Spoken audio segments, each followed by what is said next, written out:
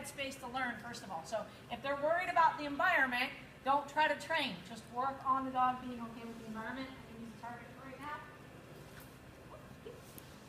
So I've got the headspace. That's a hard one. I started with the target's not really fair.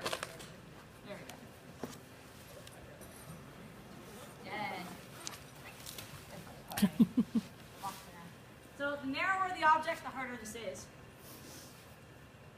I've done this even onto like the upright of 2x4s, and I run them like that. So I really want him to be able, no matter what his body does, I want him to be able to hit that position. So if he comes over the dog walk and starts to lose his balance, I want him to be able to float himself into that position if at all possible. Obviously, if he's completely off balance, he might jump up. Good. Okay. So you see how the body is just falling into that position? Like, I don't insist on the nose touch too much anymore, but I do want the body control. Good. How was he when you first started doing that, though? He wasn't that good at it, was he? No, I started him. Here, nice guy. You just walked him up and over it. So use, and again, the wider objects will help. So initially, use something that they don't have to balance on quite so much. Okay. Do you use a command, Jessica? I say target is my command. I do that once he understands.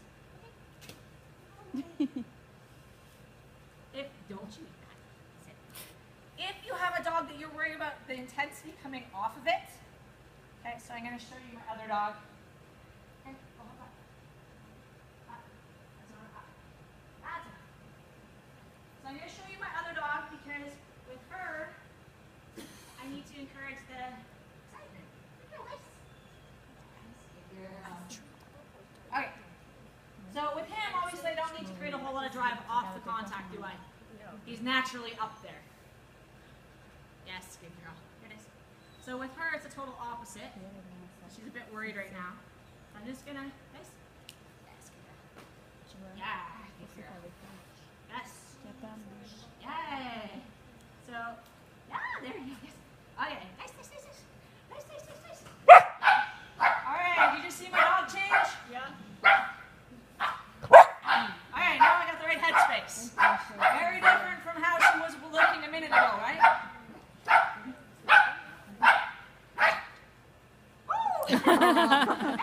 My bum.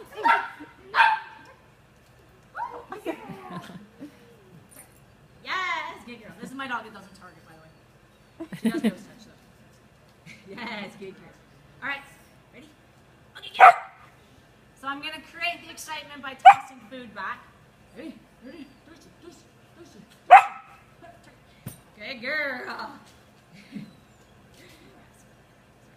Here it is. Nice, nice, nice.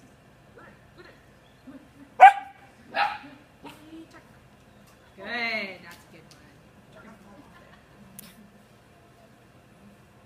one. Okay, get it. Yeah. So I'm going to create the excitement by tossing food off of there. No, I just want this.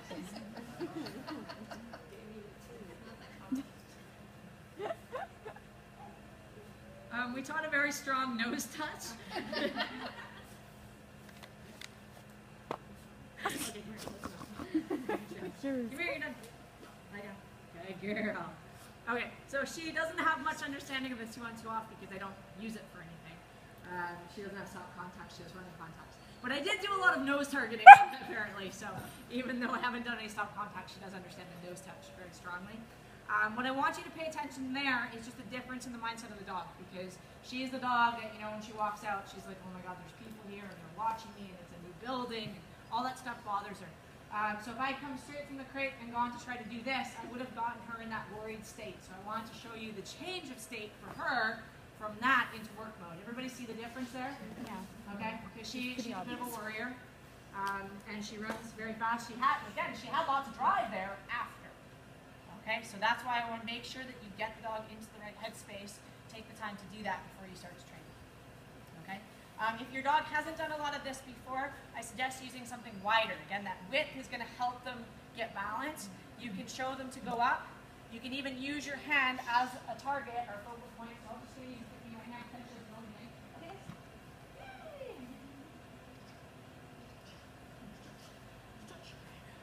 There we go. Now got it. You get it? Did we get it? Did we get it?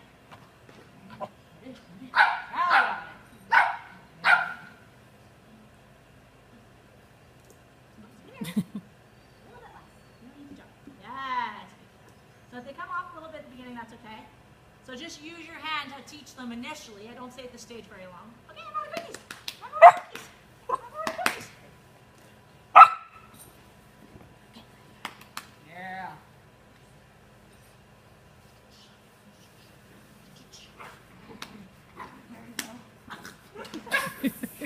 Alligator. Okay, so I just have to make sure I don't stop when she's worried. So I have to take the time to make sure that I get her back into that state. Everybody see how quick that mindset changes? Right, she's actually good for that kind of thing because you can see her actually change within seconds of, I'm not sure I'm okay with this, to blocking everything out and being okay. She gets a little nervous of crowds and dogs and people and buildings. All of the above, really. Okay, so here you can use your hand to just help the dog initially, right? Use your body language to help step them off and reward before they have a chance to turn their back feet off if they don't know how to do this already. Okay? If you want to do a 4 on the floor contact,